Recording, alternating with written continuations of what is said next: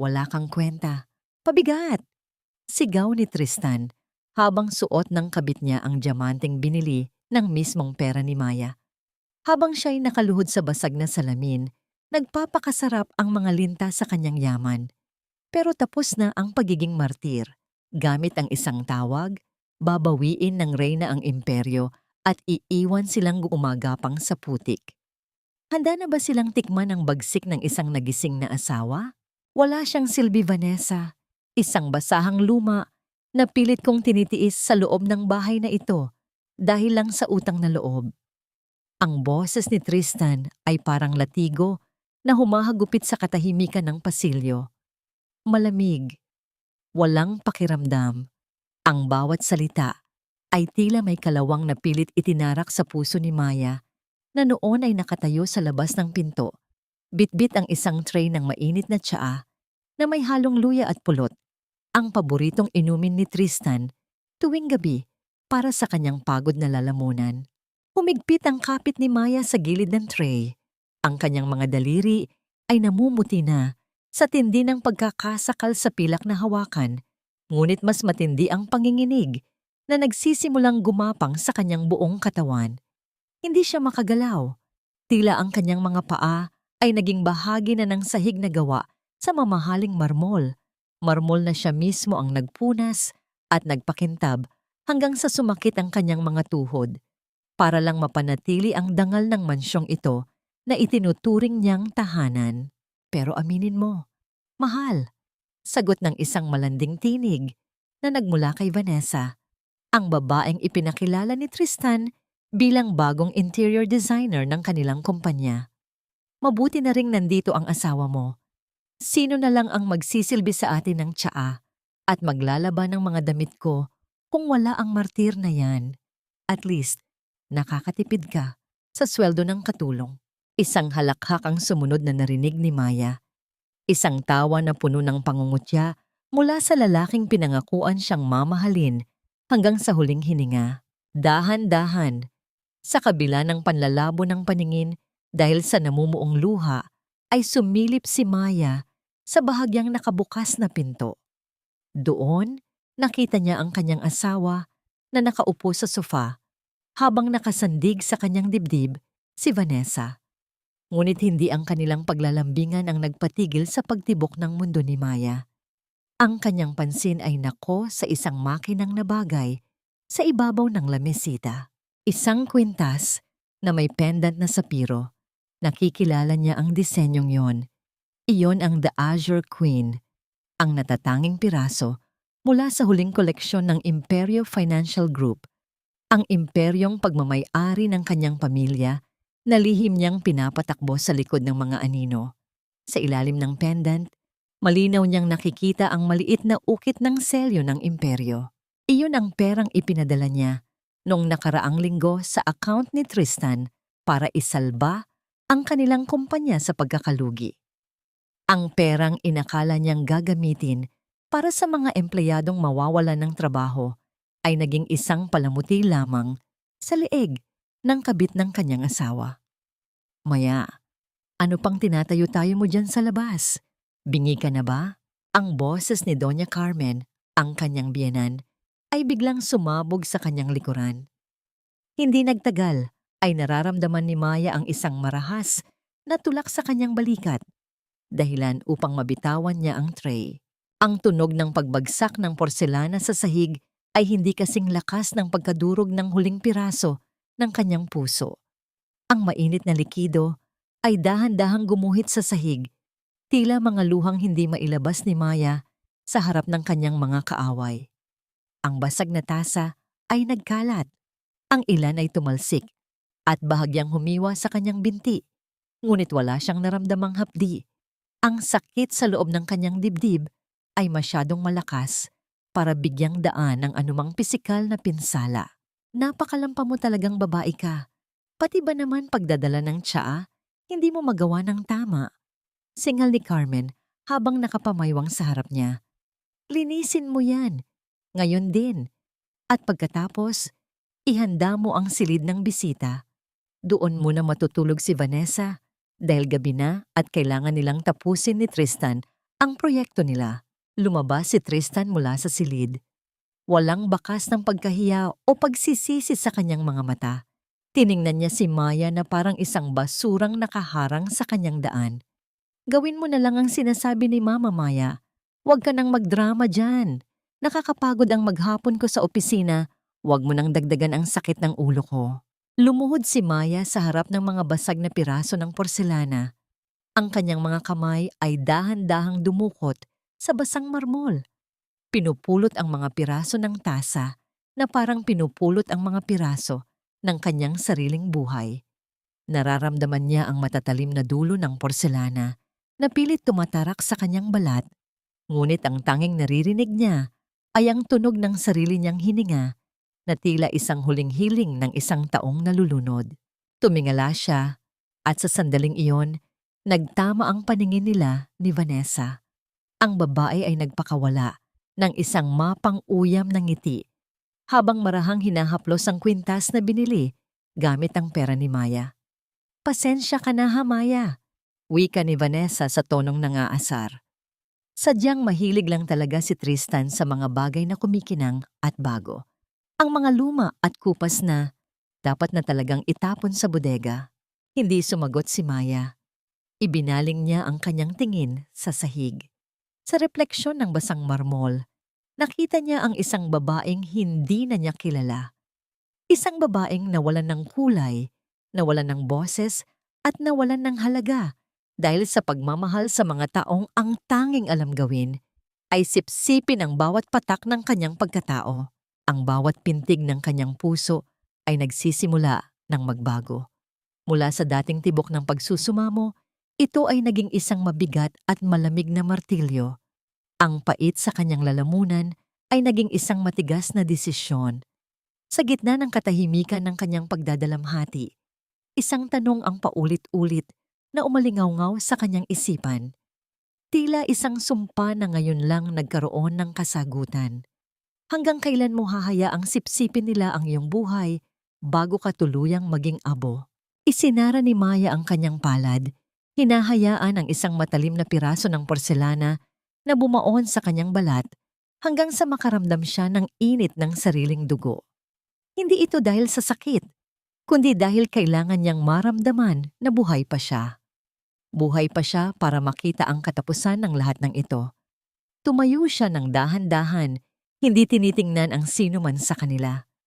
Ang kanyang mukha ay walang emosyon, parang isang estatwang gawa sa yelo na hindi matutunaw ng anumang apoy.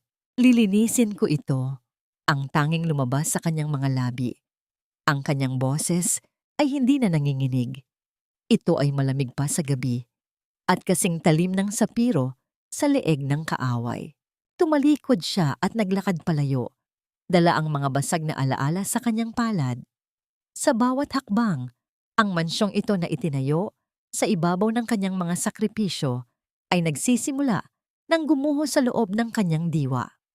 Alam niya, pagdating ng bukas, hindi na ang asawang martir ang haharap sa kanila, kundi ang reynang matagal nilang nilaro-laro na ngayon ay handa nang bawiin ang lahat.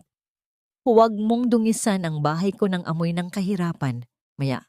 Nakakasuka. Ang boses ni Tristan ay parang isang malamig na hangin na pumasok sa mainit na kusina. Doon, nakatayo si Maya sa harap ng kalan. Pawisan at namumula ang mga pisngi. Maghapon siyang naghanda. Maingat niyang dinikdik ang mga mani. Matiyagang pinalambot ang karne. At tinimplahan ang paboritong kare-kare ni Tristan nang may kasamang panalangin.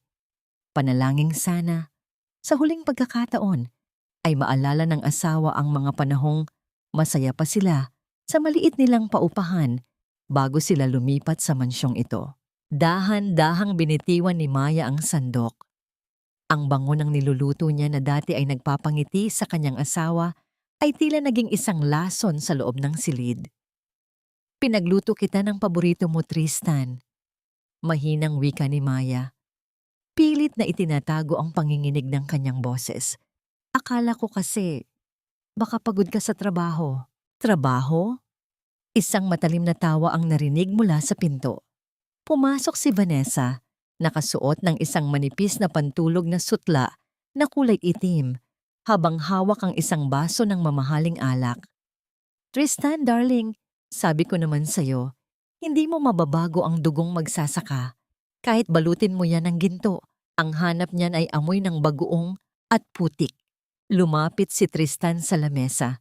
Tiningnan ang handa ni Maya nang may pandidiri at sa isang iglap, marahas niyang tinabig ang kaldero. Ang tunog ng bakal na humampas sa sahig ay bumasag sa katahimikan ng gabi. Ang malapot na sarsa ng kare-kare ay humalsik sa puting sahig, tila isang kulay ubing mantsa na sumira sa kalinisan ng silid. Ang mainit na likido ay tumalsik sa paa ni Maya, ngunit hindi siya gumalaw. Hinayaan niyang bumaon ang init sa kanyang balat dahil mas masakit ang lamig na nakikita niya sa mga mata ni Tristan. Sabi ko sa'yo, huwag kang maglalagay ng kahit anong basura sa lamesang ito. Asik ni Tristan. Masyadong mabigat sa sikmura ang luto mo. Katulad mo. Pabigat. Nakakasakal. Hindi pa natatapos ang kanyang paghihirap nang pumasok si Doña Carmen sa kusina. May hawak na isang lumang kahon na gawa sa kahoy. Iyon ang kahon ni Maya na itinatago niya sa ilalim ng kama. Ang tanging kagamitan na hindi galing sa pera ng pamilya ni Tristan. Nandito ka lang pala, Maya. Bungad ni Carmen, ang kanyang boses ay puno ng pagkairita. Naghahanap ako ng maisusuot na antik na alahas para sa gabi ng gala at ang tanging nakita ko sa kwarto mo ay ang basurang ito. Ano itong papel na ito? Bakit mo iniingatan ng isang bagay na mukhang galing sa basurahan? Inilabas ni Carmen ang isang lumang litrato. Ito ay kupas na. May mga tupi sa gilid, ngunit iyon ang tanging alaala ni Maya sa kanyang yumaong ama. Sa litrato, nakangiti ang kanyang ama habang karga siya noong bata pa siya sa harap ng kanilang maliit na sakahan. Mama, huwag, pakiusap ni Maya. Ang kanyang tinig ay tila isang piping pagsusumamo. Iyan na lang ang natitira sa akin. Ito? Tinaas ni Carmen ang litrato. Tinitingnan ito na parang isang maruming insekto. Ang dumi-dumi ng hitsura ng taong ito. Nakakahiya kung makikita ito ng mga bisita natin. Pinapaalala nito sa akin na nagpasok kami ng isang hampas lupa sa pamilyang ito. Bago pa man makahakbang si Maya, marahas na pinunit ni Carmen ang litrato sa harap ng kanyang mukha. Pagkatapos, ibinagsak niya ang kahoy na kwadro sa sahig at itinapak ang kanyang suot na takong sa mukha ng ama ni Maya sa punit na papel. Ang tunog ng pagkapunit ng papel ay tila tunog ng sariling litid ni Maya na naputol. Sa sandaling iyon, ang mundo ni Maya ay naging itim at puti. Ang bawat ingay sa paligid ay naglaho, pinalitan ng isang matinis na katahimikan na bumabalot sa kanyang pandama. Ang kanyang mga mata ay nanatiling nakatitig sa punit-punit na litrato sa ilalim ng sapatos ni Carmen. Ang bawat bahagi ng kanyang pagkatao na pilit niyang binuo sa loob ng 5 taon ng pagtitiis ay tuluyan ng gumuho. Ang kanyang lalamunan ay nanunuyo, ang kanyang mga kamay ay nanlalamig, at ang kanyang puso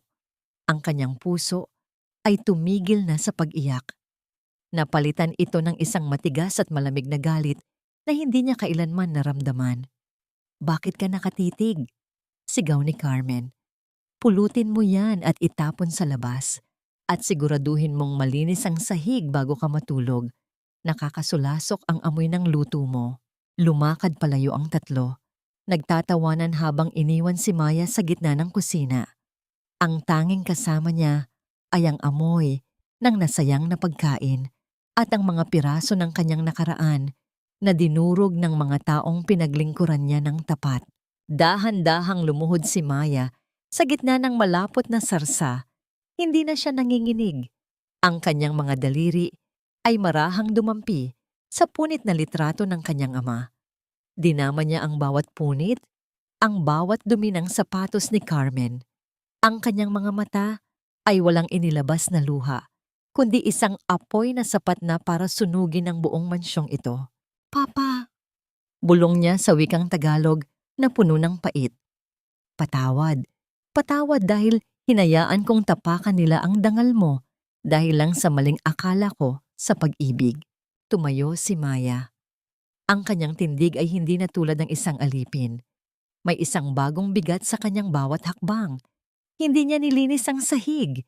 Hinayaan niya ang kalat doon bilang isang paalala. Naglakad siya patungo sa kanyang silid, inilak ang pinto, at mula sa pinakailalim ng kanyang lumang vali, kinuha niya ang isang itim na satellite phone na 5 taon na niyang hindi binubuksan. Ang liwanag ng screen ay tumama sa kanyang mukha sa dilim ng silid. Ang kanyang mga daliri ay mabilis na pinindot ang mga numero na matagal na niyang kabisado. Pagkalipas ng ilang saglit, isang baritono at formal na boses ang sumagot sa kabilang linya. Imperio Financial, Legal Department. How can I help you, madam? Huminga ng malalim si Maya. Ang bawat salitang bibitawan niya ay ang mitya na magpapasabog sa mundong kinatatayuan ni Tristan. This is Maya Imperio, wika niya. Ang kanyang boses ay parang isang talim ng kutsilyo na humihiwa sa katahimikan. Activate Protocol 0. I want every single centavo, every asset and every contract tied to the Valderrama family to be frozen by tomorrow night. Not a single peso should be left in their pockets. Understood, madam. Anything else? Tumingin si Maya sa salamin. Ang babaeng nakikita niya ay hindi na ang martir na asawa. Ang nakikita niya ay ang nag-iisang tagapagmana ng pinakamalaking kumpanya sa bansa. Gusto ko ring ihanda ang aking pagdating sa gala. Dagdag niya, habang may isang malamig na ngiti sa kanyang mga labi. I'm going to reclaim my throne, and I want them to watch as their world turns into ashes while they are at their highest point. Ibinaba ni Maya ang telepono. Ang bawat pintig ng kanyang puso ay hindi na sakit ang hatid, kundi isang countdown. Countdown para sa pagkawasak ng mga taong umabuso sa kanyang kabutihan. Hindi niya kailangang sumigaw. Hindi niya kailangang manakit. Ang kailangan niya lang ay bawiin ang buhay na siya mismo ang nagbigay sa kanila. Sa labas, ang hangin ay nagsisimulang lumakas. Tila nagbabadya ng isang malakas na bagyo. Ngunit sa loob ng kwarto, si Maya ang bagyong yon. Ang umaga ng sumunod na araw ay binalot ng isang nakatutulig na katahimikan sa loob ng mansyon ng mga Valderrama. Ngunit sa likod ng mga mata ni Maya, may isang malakas na bagyong kanina pa nagngangalit. Habang ang araw ay dahan-dahang sumisilip sa bintana, nakatayo na siya sa kusina, suot ang kanyang kupas na apron, tila isang tapat na asawang handang maglingkod muli. Ngunit may kakaiba sa kanyang mga kilos. Bawat galaw niya ay masyadong tumpak, masyadong kalmado, na para bang bawat hakbang ay bahagi ng isang ritual bago ang isang sakripisyo. Siguraduhin mong plansado ng maayos ang tuxedo ko, Maya. Ayaw kong magmukhang basahan sa harap ng mga investors mamaya.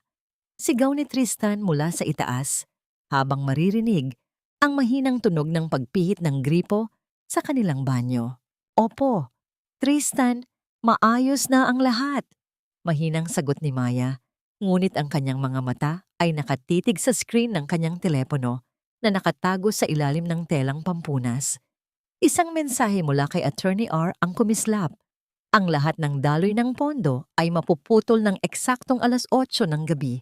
Ang imperyo ay handa na para sa iyong huling utos, madam. Isang malamig na ngiti ang sandaling gumuhit sa mga labi ni Maya bago niya ito mabilis na binura.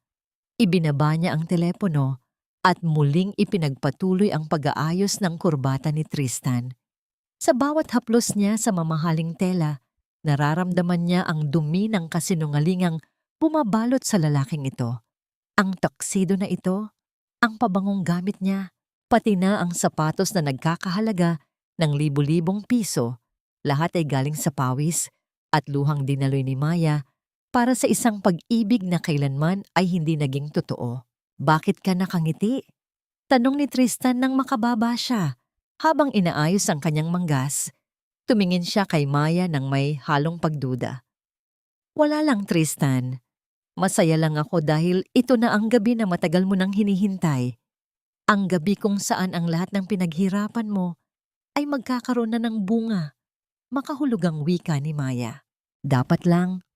At pagkatapos ng gabing ito, marami ang magbabago sa buhay natin. Sagot ni Tristan nang hindi tumitingin sa kanya. Ang kanyang tinig ay puno ng kayabangan.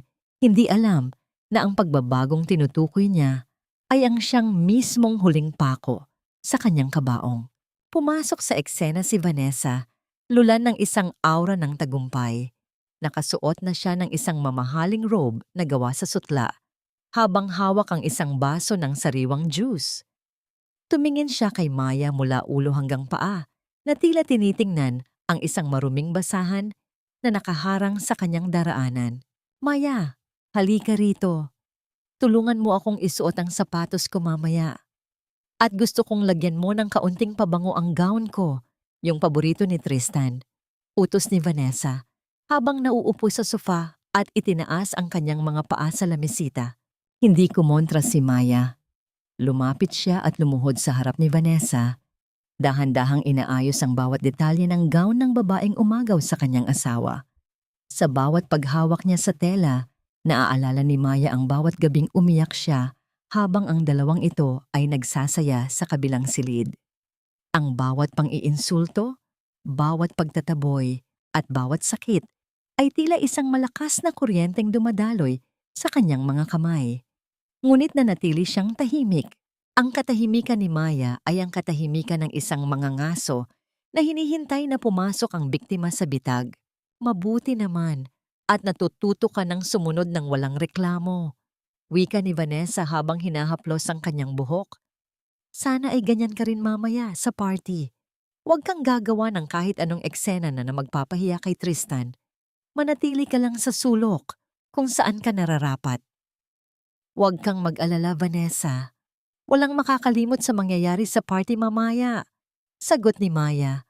Ang kanyang boses ay parang isang bulong ng hangin sa gitna ng gabi. Dumating ang hapon. At ang mansyon ay naging abala sa paghahanda para sa gala. Ang mga stylist, makeup artist, at mga katulong ay nagkakagulo. Maliban kay Maya na nananatiling nasa gilid, nagmamasid. Pinanood niya si Doña Carmen na naglalagay ng makapal na kolorete sa mukha, habang suot ang mga alahas na hindi naman sa kanya. Pinanood niya si Tristan na paulit-ulit na nagsasanay ng kanyang speech sa harap ng salamin. Isang speech tungkol sa tagumpay at ambisyon. Nang sumapit ang alas 6, handa na ang lahat. Isang itim na limousine ang dumating sa harap ng mansyon. Lumabas sina Tristan at Vanessa, lalong nagmukhang mga hari at reyna sa paningin ng mga tao sa paligid. Lumingon si Tristan kay Maya na nakatayo sa may pinto. Suot pa rin ang kanyang simpleng pambahay. Huwag mo nang tangkaing pumunta roon, Maya. Hindi bagay ang dumi mo sa kislap ng mga ilaw doon. Malamig na wika ni Tristan bago isinara ang pinto ng sasakyan. Napanood ni Maya ang unti-unting paglayo ng sasakyan hanggang sa mawala ito sa kanto. Sa pagkakataong yon, ang kanyang hininga na kanina pa niya pinipigilan ay dahan-dahang lumabas. Ang kanyang mga balikat ay lumuwag. Ang kanyang mga mata ay nagbago. Ang dating mapupungay at puno ng lungkot ay naging matalim at puno ng kapangyarihan. Naglakad siya pabalik sa loob ng mansyon, ngunit hindi patungo sa kusina. Nagtungo siya sa kanyang silid, kinuha ang isang nakatagong susi sa ilalim ng sahig na kahoy at binuksan ang isang itim na maleta na nakatago sa likod ng kanyang mga lumang gamit.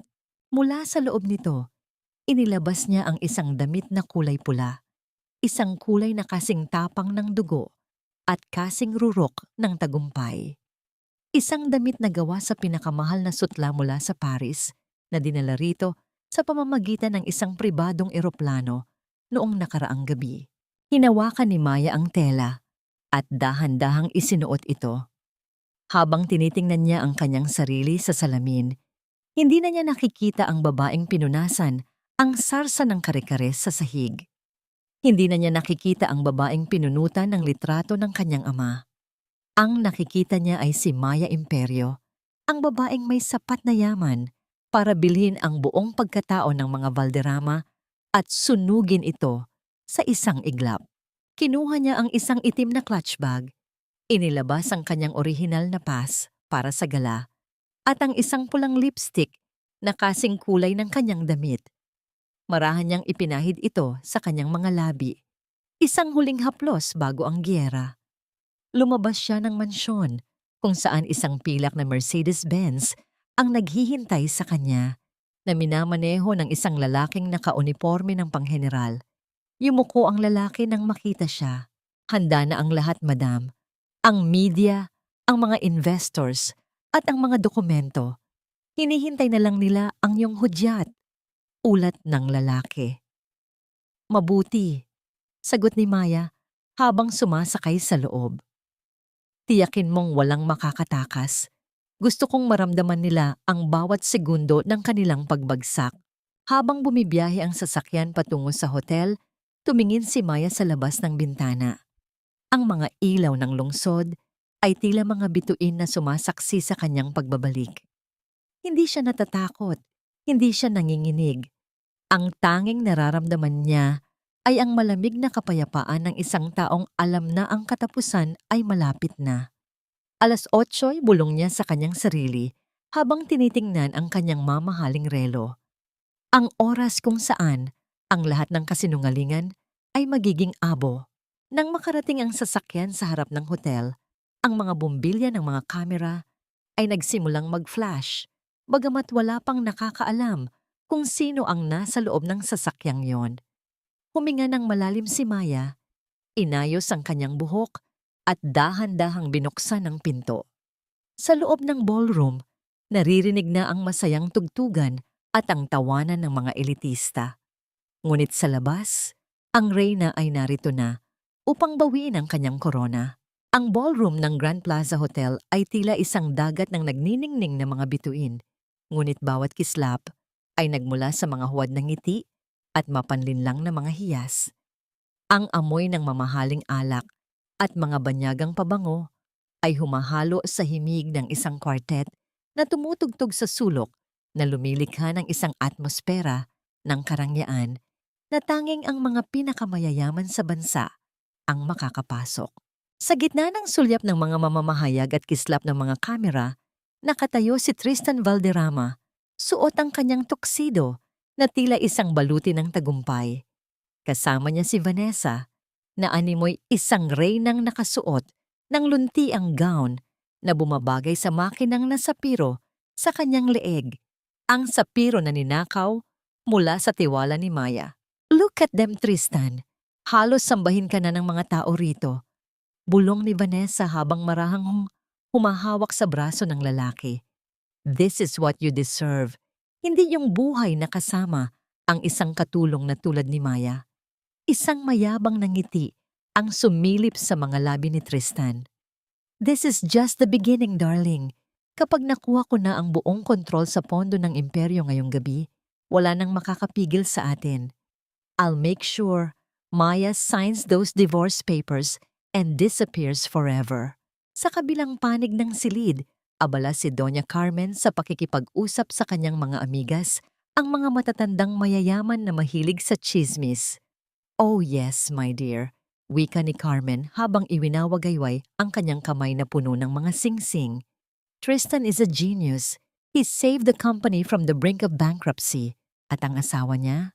Well, let's just say she's taking care of things at home. Alam mo naman, hindi lahat ay pwedeng dalhin sa ganitong kasopistikadong okasyon. Nagtawanan ang mga ginang. Isang tunog na puno ng pang-uuri at panlilibak. Hindi nila alam na sa bawat segundong lumilipas, ang oras ay dahan-dahang nauubos para sa kanila. Eksaktong 8:00 ng gabi, ang mga ilaw sa ballroom ay bahagyang nagdilim para sa pangunahing bahagi ng programa. Umakyat si Tristan sa entablado. Hawak ang isang baso ng champagne. Handang ibigay ang kanyang speech ng tagumpay. Magandang gabi sa inyong lahat. Panimula ni Tristan. Ang kanyang boses ay umaalingaw-ngaw sa buong silid sa tulong ng mga speaker. Tonight is not just about celebrating the 25th anniversary of Valderrama Group. It's about recognizing the strength of leadership and the vision that brought us here. I also want to take this moment to announce a new partnership with Imperio Financial. Ngunit bago pa man niya matapos ang kanyang pangungusap, ang malalaking pintuan sa dulo ng ballroom ay marahang bumukas. Ang tunog ng pagpihit ng mga bisagra ay hindi narinig sa gitna ng tugtugan, ngunit ang biglang pagpasok ng isang malamig na hangin mula sa labas ay tila nagpatahimik sa lahat. Isang babae ang pumasok. Hindi siya nagmamadali. Ang bawat hakbang ng kanyang mga takong sa makintab na sahig ay tila isang ritmo ng isang paparating na hatol. Ang kanyang gown ay kulay pula. Isang pula na kasing tindi ng apoy na naglalayab sa kanyang mga mata. Ang kanyang buhok ay maayos na nakapusod. Inilalantad ang isang mukhang puno ng awtoridad at ganda na hindi kailanman nakita ng sinuman sa silid na yon. Napatigil si Tristan sa gitna ng kanyang speech. Ang baso sa kanyang kamay ay bahagyang nanginig. Ang mga kamera na kanina ay nakatutok sa entablado ay dahan-dahang lumingon sa babaeng kadarating lang. Sino siya? Bulong ng isang guest. She looks familiar. Wait, is that? Hindi makapaniwalang wika ng isa pa. Si Doña Carmen, na kanina ay tumatawa, ay halos mabulunan sa kanyang iniinom na alak. Ang kanyang mga mata ay nanlaki habang nakatitig sa babaeng pulang damit. Maya? Bulong niya. Ang kanyang boses ay puno ng takot at kalituhan. Nagpatuloy si Maya sa paglalakad patungo sa gitna ng ballroom. Ang mga tao ay kusang tumatabi. Tila nahahati ang dagat sa kanyang pagdaan. Ang kanyang presensya ay masyadong malakas, masyadong nakakabulag. Hindi ito ang babaeng nakaluhod sa kusina. Hindi ito ang babaeng pinunutan ng litrato. Huminto si Maya sa harap mismo ng entablado. Ilang metro ang layo kay Tristan na ngayon ay namumutla na. Tumingala siya sa kanyang asawa at isang maliit, malamig na ngiti ang sumilip sa kanyang mga labi. I'm sorry I'm late, Tristan, wika ni Maya. Ang kanyang boses, kahit hindi gumagamit ng mikropono, ay narinig ng lahat dahil sa biglang katahimikan ng paligid. I didn't want to miss the part where you tell everyone about your partnership with Imperio. Maya, anong ginagawa mo rito? Sigaw ni Tristan. Pilit na ibinabalik ang kanyang tapang kahit ang kanyang tuhod ay nanghihina na. Umuwi ka na. This is a private event. Guard, paalisin ang babaeng ito. Ngunit walang guard na lumapit.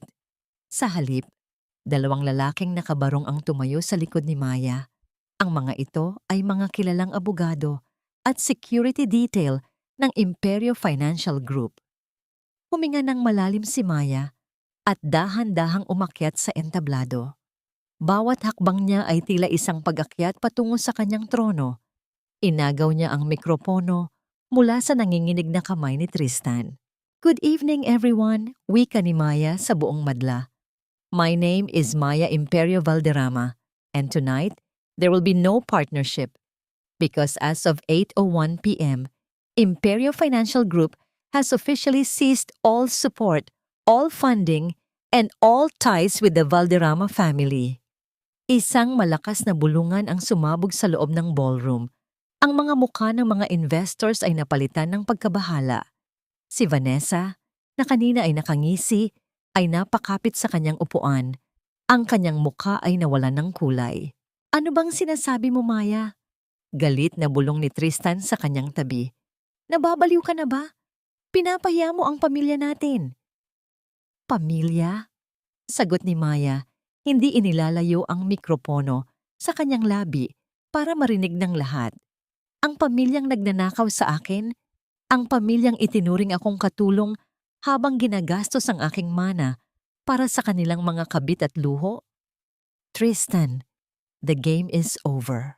Kinuha ni Maya ang kanyang telepono at may pinindot.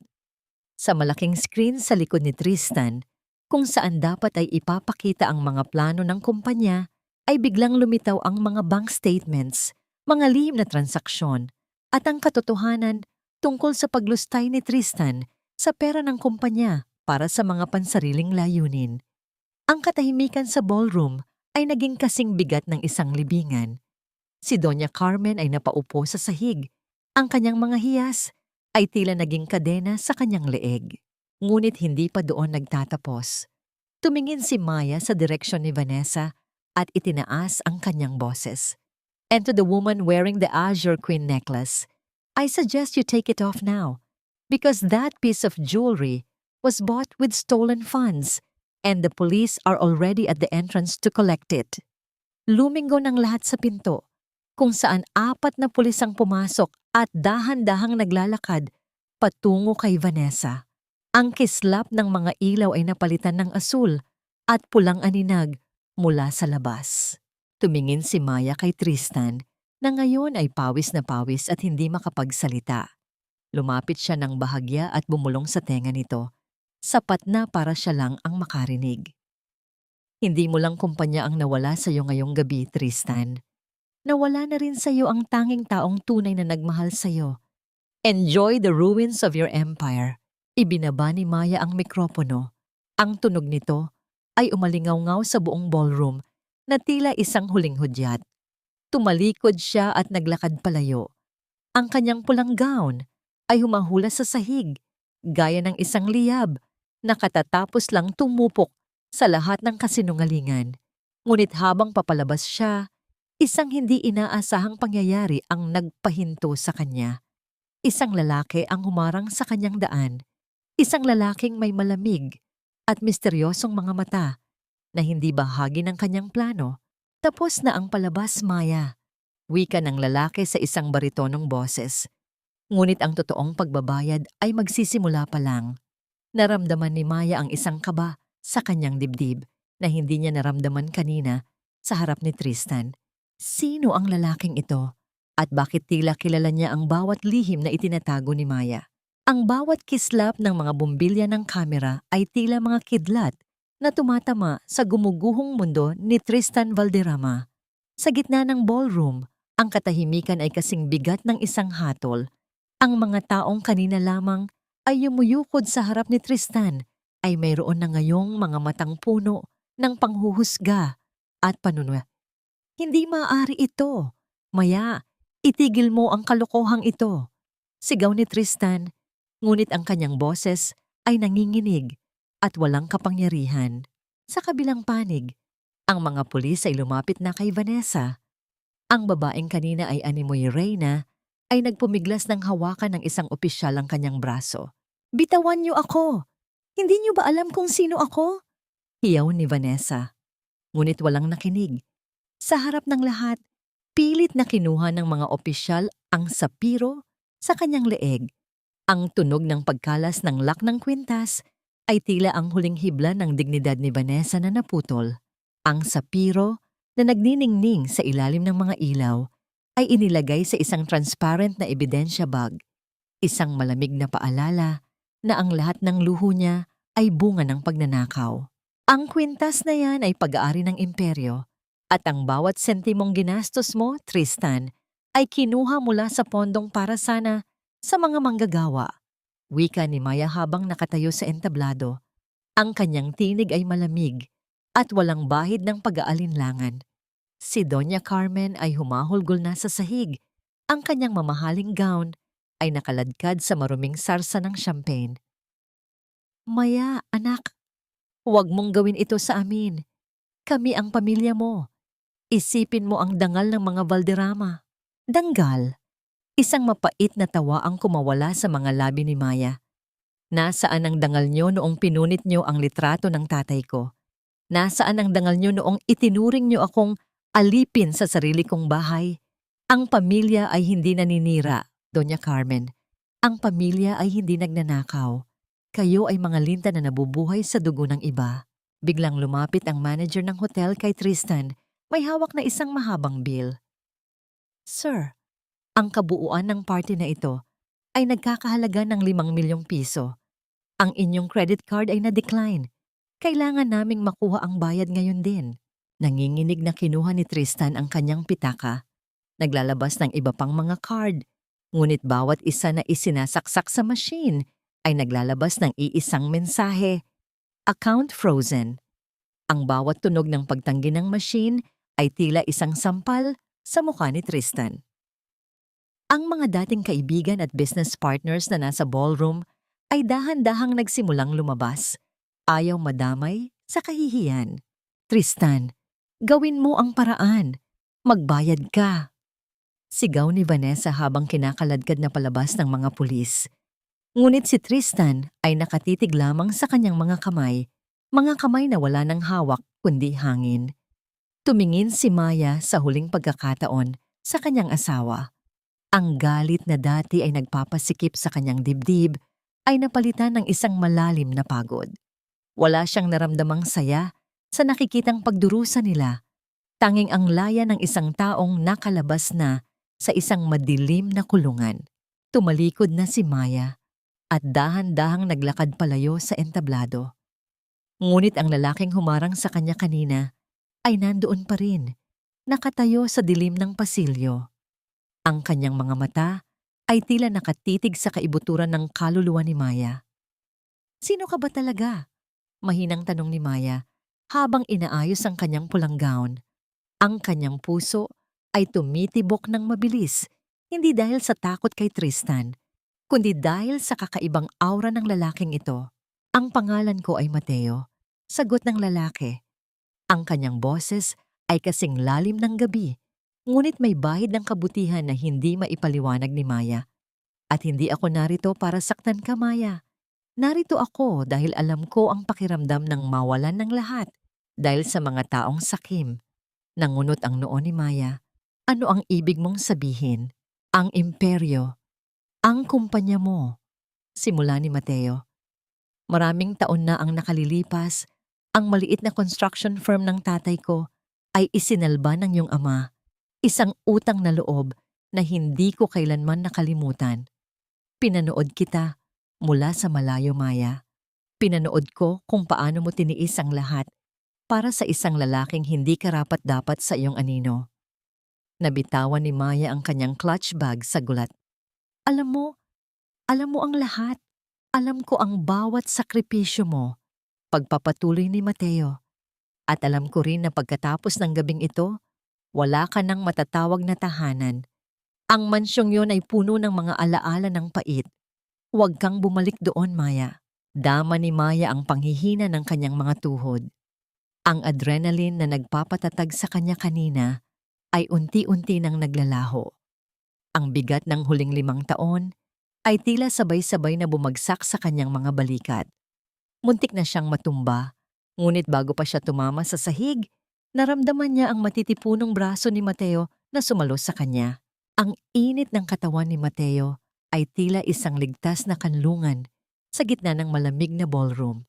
Sa unang pagkakataon sa loob ng mahabang panahon, naramdaman ni Maya na may isang taong naroon para sa kanya, hindi dahil sa kanyang pera, kundi dahil sa kanya mismong pagkatao. Dalhin mo ako palayo rito, bulong ni Maya. Ang kanyang mga mata ay dahan-dahang napipikit sa sobrang pagod. Ayaw ko na rito. Gusto ko nang makalimot. Pangako, sagot ni Mateo. Ang kanyang boses ay tila isang panalangin. Dadalhin kita sa isang lugar kung saan ang mga sugat ay naghihilom at ang katotohanan ay hindi masakit. Binuhat ni Mateo si Maya ng parang isang mamahaling hiyas. Hindi ang uri ng hiyas na ninanakaw at ipinagmamalaki, kundi ang uri na iniingatan at iginagalang. Naglakad sila palabas ng hotel, lampas sa mga pulis, lampas sa mga reporter, at lampas sa mga labi ng isang imperyong gumuho dahil sa kasakiman. Sa labas, ang ulan ay nagsisimulang pumatak, tila hinuhugasan ng dumi ng gabi. Isang lumang sasakyan ang naghihintay sa kanila. Isinakay ni Mateo si Maya sa loob ng may buong pag-iingat. Habang papalayo ang sasakyan, tumingin si Maya sa bintana. Nakita niya ang anino ng hotel na dahan-dahang lumiliit. Ang pulang gown na suot niya ay hindi na simbolo ng galit, kundi simbolo ng isang bagong simula. Ngunit habang tumitingin siya kay Mateo na seryosong nagmamaneho, isang tanong ang nanatili sa kanyang isipan. Sapat na ba ang pagtakas para tuluyang maghilom ang sugat? O ang tunay na laban ay magsisimula pa lamang sa sandaling harapin niya ang katahimikan ng kanyang sariling puso. Sa kabilang dako ng lungsod, si Tristan ay naiwang nakatayo sa gitna ng basag na ballroom habang ang mga tauhan ng hotel ay nagsisimulang kunin ang mga kagamitan. Ang lahat ng karangyaan ay naglaho na nagiwan lamang ng isang lalaking walang direksyon at isang ina na wala ng mukhang maihaharap sa mundo. Ngunit sa kanyang mga mata, isang masamang balakin ang nagsisimulang mabuo. Hindi pa tayo tapos, Maya. Bulong ni Tristan sa dilim. Kung hindi ka mapapasakin, sisiguraduhin kong wala ka ring pupuntahan. Dito ka naligtas, Maya. Wala nang makakasakit sa'yo rito. Ang boses ni Mateo ay parang isang banayad na haplos sa gitna ng magulong isipan ni Maya. Dahan-dahang iminulat ni Maya ang kanyang mga mata. Ang unang bumungad sa kanya ay ang madilim na kisame na gawa sa matitigas na kahoy, hindi ang malamig at puting semento ng mansyong tinitirhan niya kasama si Tristan. May amoy ng tuyong dahon, sariwang lupa at ang halimuyak ng ulan na humahalik sa mga puno sa labas. Dahan-dahang bumangon si Maya mula sa pagkakasandal sa upuan ng sasakyan. Nararamdaman niya ang bigat ng kanyang pulang gown. Ang telang dati ay simbolo ng kanyang kapangyarihan sa ballroom ay tila naging isang mabigat na pasanin ngayon. Ang bawat tahi nito ay nagpapaalala sa kanya ng bawat sakit na pinagdaanan niya bago siya nakarating sa puntong ito. Nasaan tayo? Mahinang tanong ni Maya. Ang kanyang boses ay paos, tila isang tuyong balon na wala nang mailabas na tubig. Nasa Hacienda Imperyo tayo, sagot ni Mateo habang pinapatay ang makina ng sasakyan. Ang katahimikan na sumunod ay nakabibingi, ngunit hindi ito ang uri ng katahimikan na nakakatakot. Ito ay katahimikang nagbibigay ng puwang para huminga. Ang lumang lupain ng iyong ama, matagal na itong hindi nabibisita, ngunit ito ang pinakaligtas na lugar na naisip ko. Tumingin si Maya sa labas ng bintana. Sa ilalim ng liwanag ng buwan, nakita niya ang isang malaking bahay na gawa sa bato at kahoy. Ang mga bintanang kapis ay tila mga matang nakatingin sa kanya, naghihintay sa kanyang pagbabalik. Ito ang lugar kung saan siya lumaki bago siya nabulag ng pangakong pag-ibig ni Tristan. Ito ang lugar kung saan ang bawat sulok ay may bakas ng tawa ng kanyang ama. Bakit mo ito ginagawa, Mateo? Tanong ni Maya habang nakatitig sa kanyang mga kamay na nanginginig pa rin. Hindi mo ako obligasyong tulungan. Pagkatapos ng ginawa ko sa ballroom, marami ang matatakot sa akin. Marami ang mag-iisip na ako ay isang halimaw na walang puso. Lumingon si Mateo sa kanya. Sa dilim ng sasakyan, ang kanyang mga mata ay nagniningning sa katapatan. Hindi ka halimaw, Maya. Ikaw ay isang taong natutong lumaban matapos ang mahabang panahon ng pananahimik. At gaya ng sinabi ko, ang pamilya mo ang nagbigay ng pagkakataon sa pamilya ko na mabuhay. Hindi ito obligasyon. Ito ay pasasalamat. Bumaba si Mateo at pinagbuksan ng pinto si Maya. Nang tumapak ang mga paa ni Maya sa damuhan, naramdaman niya ang lamig ng gabi na tumatagos sa kanyang balat. Ang bawat hakbang niya patungo sa hagdanan ng lumang bahay ay tila isang pagbabalik sa kanyang tunay na pagkatao. Pumasok sila sa loob. Ang bawat hakbang sa sahig na kahoy ay lumilikha ng isang malalim na tunog na umaalingaw-ngaw sa malawak na sala. Ang mga gamit ay nababalot ng puting tela, tila mga multo ng nakaraan na naghihintay na magising. Ang alikabok ay sumasayaw sa hangin sa tuwing itataas ni Mateo ang kanyang dalang ilawan. Pasensya ka na, medyo maalikabok, wika ni Mateo habang inilalagay ang ilawan sa isang lamesa. Magsisimula ako sa paglilinis bukas. Sa ngayon, kailangan mo munang magpahinga. Naupo si Maya sa isang lumang silya. Ang bawat bahagi ng kanyang katawan ay sumasakit. Ang pagod ay hindi lamang pisikal. Ito ay isang pagod na nagmula sa kaibuturan ng kanyang kaluluwa. Tiningnan niya ang paligid, ang mga luma at sirang bahagi ng bahay ay tila salamin ng kanyang sariling buhay. Wasak, napabayaan, at puno ng mga sugat na hindi nakikita. Lumapit si Mateo sa kanya. May dalang isang baso ng tubig. Inumin mo ito. Kailangan mong kumalma. Salamat, bulong ni Maya. Nang magtama ang kanilang mga daliri sa pag-abot ng baso, naramdaman ni Maya ang isang kuryente ng kaba. Ngunit hindi ito ang kaba ng takot. Ito ay isang kaba ng pag-asa na matagal na niyang kinalimutan. Ngunit sa gitna ng katahimikan, isang biglang panginginig ang naramdaman ni Maya sa kanyang bulsa. Ang kanyang telepono. Sa kabila ng pag-freeze niya sa lahat ng accounts, may isang bagay na hindi niya kayang pigilan. Ang galit ng isang taong nawalan ng lahat. Kinuha ni Maya ang telepono. Isang video message mula sa isang hindi kilalang numero. Nanginginig ang kanyang mga daliri habang pinipindot ang play. Ang screen ay nagpakita ng isang madilim na kwarto. Doon, nakita niya si Tristan. Ang kanyang asawa ay hindi na ang guwapong lalaking nakita niya sa ballroom. Ang kanyang buhok ay gulo-gulo. Ang kanyang mga mata ay nanlilisik sa galit at may hawak siyang isang litrato. Ang tanging litrato ni Maya at ng kanyang ama na pinunit ni Carmen, na ngayon ay tila pinagdikit-dikit ni Tristan sa isang mapanuksong paraan. Akala mo ba tapos na tayo, Maya? Ang boses ni Tristan ay parang galing sa hukay. Akala mo ba ganoon lang kadaling kunin ang lahat sa akin? May mga bagay na hindi nabibili ng pera ng imperyo. At sisiguraduhin ko na bago matapos ang linggong ito, pagsisihan mo na ipinanganak ka pa sa mundong ito. Hahanapin kita, Maya. Kahit sa ang sulok ng bansa ka pa magtago. Nabitawan ni Maya ang telepono. Ang baso sa kanyang kamay ay muntik nang mahulog kung hindi ito mabilis na nasalo ni Mateo. Ang kanyang hininga ay naging mabilis. Ang kanyang mga mata ay nanlaki sa takot. Ang bawat sulok ng bahay na kanina ay tila ligtas na kanlungan ay tila naging isang kulungan muli. Anong nangyari? Tanong ni Mateo. Ang kanyang boses ay puno ng pag-aalala. Alam niyang hindi pa ako tapos sa kanya. Bulong ni Maya habang ang kanyang mga mata ay nakatitig sa dilim sa labas ng bintana. Mateo, hindi siya titigil hanggat hindi niya ako nakikitang nagdurusa. Ang galit ni Tristan. Ito ay hindi lang tungkol sa pera. Ito ay tungkol sa kanyang pagkatao na niyurakan ko. Tumayo si Mateo at hinawakan ang mga balikat ni Maya. Ang kanyang hawak ay matatag. Tila isang pader na handang sumalo sa anumang guguho.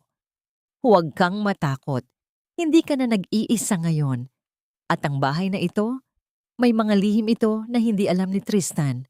Dito, tayo ang may kontrol. Ngunit habang tinitingnan ni Maya si Mateo, isang tanong ang pumasok sa kanyang isipan. Paano kung ang pagtatago rito ay magdala lamang ng panganib sa lalaking ito?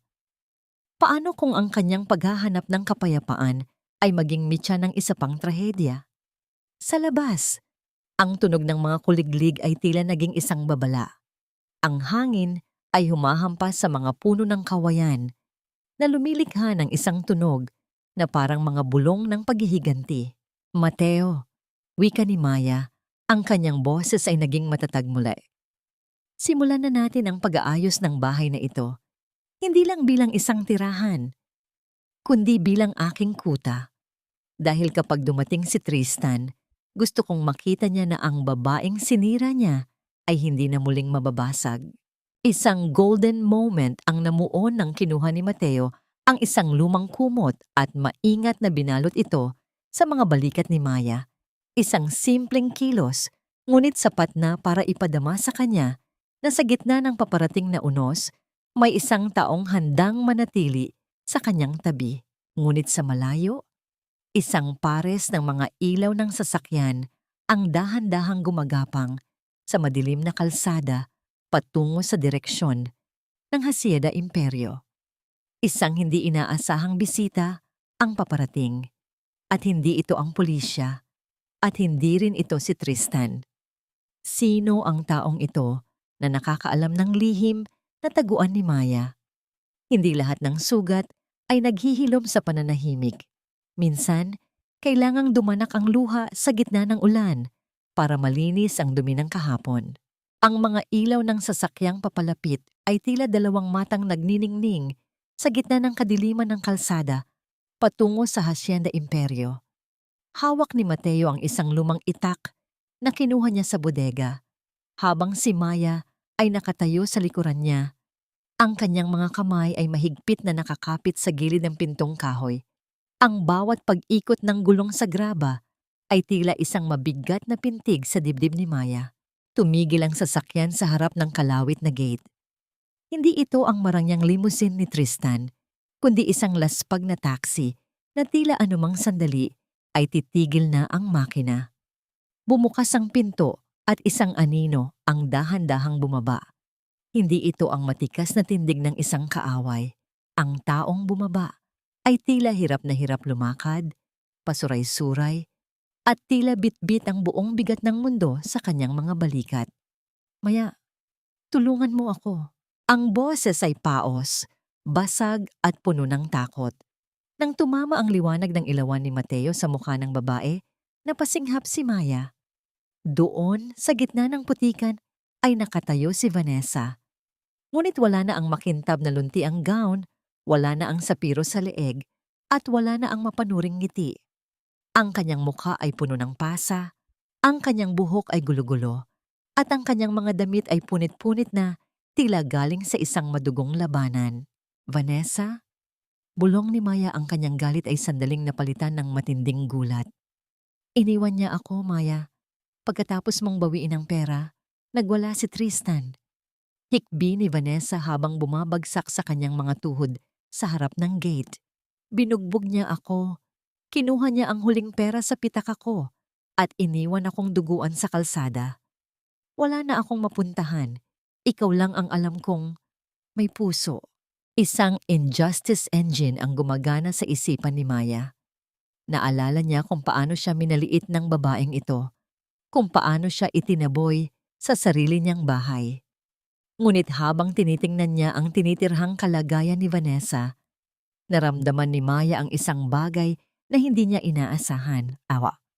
Hindi dahil mahal pa niya ang nakaraan, kundi dahil tao rin siya.